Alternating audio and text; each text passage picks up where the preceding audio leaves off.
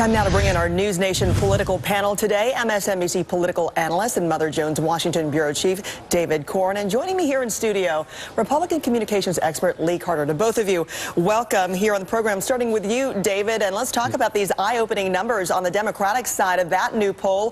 Hillary Clinton down 20 points from May. Senator Bernie Sanders nearly doubling his numbers. Also the first time Hillary Clinton has been below 50% in Iowa. So why is she sinking there, and how concerning should this be for the Democratic frontrunner? Well, I think calling it sinking is going a little far. Now, the polls certainly show Bernie Sanders rising. His message is, I'm right here. But it only makes sense that, at the beginning of the process early in the year, Iowa Democrats knew a lot about Hillary Clinton. They didn't know that much about Bernie Sanders or that much about his message. And that message is resonating. If Joe Biden, who's at 14 points in the poll in Iowa, as you just showed, actually gets in the race, his numbers will undoubtedly go up, and probably taking a lot from Hillary. So I think it just means you have a more competitive race.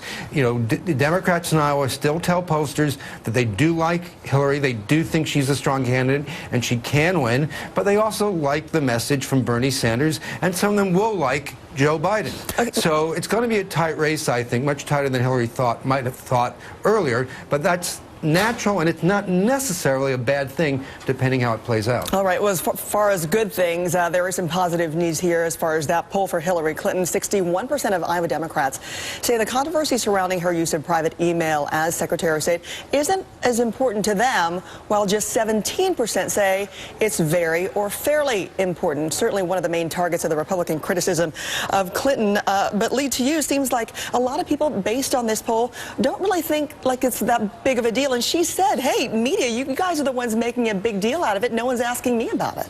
You know what's really interesting is I think that it's true that the emails themselves aren't necessarily the problem, but when I'm out in the field and I'm talking to folks, what they're saying is there's something about her I just don't trust. I'm not sure that she's genuine. There's something a little bit squirrely. And so this issue keeps coming back and keeps giving them a reason maybe not to trust her. And so I don't think it's good for her. Well, we've seen that before when it comes to her trustworthiness. If she's genuine, we've seen how she's struggled in that sense, and many saying it's not necessarily what was classified, what was not, is what was she doing with a private server to begin with. Right. I mean, the behavior itself is just questionable, and people do have lots of reasons to question her. These are things to hold on to, and then Trump going after her this weekend and her age, I mean, that was really, really off the charts. Let's talk about that and playing some of his latest attack here on Hillary Clinton on the email issue. Also focusing on Clinton's longtime confidant, Huma Abedin, who's married to disgraced for New York Congressman Anthony Weiner, former here. He was caught in that sexting scandal 2 years ago. So let's listen to that. So Uma now is one of the people that it all sort of came through Uma. Who is Uma married to? One of the great sleazebags of our time. Anthony Weiner, did you know that? So Uma is getting classified secrets. She's married to Anthony Weiner, who's a perv. No, he is. If you think that Uma isn't telling Anthony, who she's probably desperately in love with, in all fairness to Anthony, because why else would she marry this guy? Can you believe it?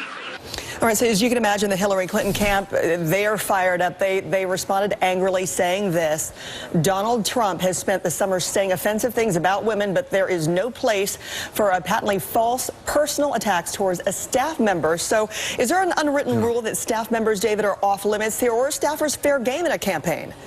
Staffers are fair game if there's a real issue.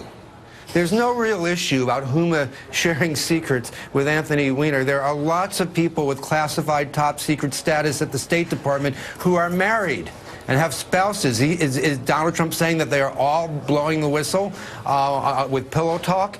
But it's hard for the Clinton campaign to get out there and say it's an attack on women without the right going nuts about it. But again, we see, while Donald Trump attacks a lot of different people of both genders, it does seem his passion goes up. Well, let me ask you when this, he David. attacks a woman. You're saying the staffers, they're okay, they're fair game if there is an issue. So you're saying the email controversy is not an issue? No, I'm saying the email controversy is an issue, and I've written about how they've made a mistake, but it's also on the scale of 1 to 10. It's not a 10. It's not a 1. It's somewhere in between. But what Huma did so far, there is no reason to pick on her. From anything we've seen about this scandal, the fact that he picks on her, talks about her as a spouse, seems a little strange. And there are those who argue, okay, picking on her is one thing, but then going and extending that to her husband, Anthony Weiner. Lee, did he go too far with this? Look, I think over and over again, I've said he's gone too far, and then I test his message with folks, and then here it's resonating. He has, I don't want to call it a gift, but he has a knack for finding things to pick on people that stick. Jeb is low energy. Now everybody's talking about how low energy he is. This is now giving some teeth and a specific example on why people should be upset about the emails, and it's not necessarily something anyone else can do. Well, let's talk about the teeth here when it comes to anti-establishment, going the outside, and the non-politics as usual here, especially when you have these numbers. We're talking about favorability numbers in Iowa surged to 61% when it comes to Donald Trump. Now from 27 in May, almost reversing those numbers in May.